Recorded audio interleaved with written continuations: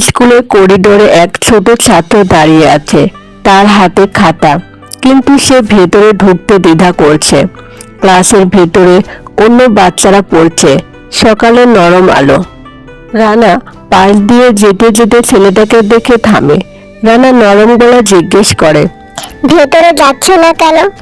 ছেলেটা ধীরে বলে, আমি নতুন, কাউকে চিনি না।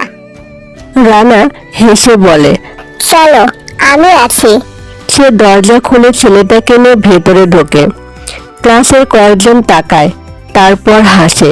ছেলেটার মুখে স্বস্তি ফুটে ওঠে। ক্লাস শেষে দেখা যায় ছেলেটা এখন অন্যদের সাথে গল্প করছে। মিতা দূর থেকে দেখে মৃদু হাসে। শিক্ষক সন্তুষ্টভাবে মাথা নাড়েন।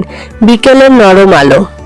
দূর থেকে দেখা যায় কয়েকজন বাচ্চা একসাথে ক্লাসরুম থেকে বের হচ্ছে, কথা বলতে বলতে।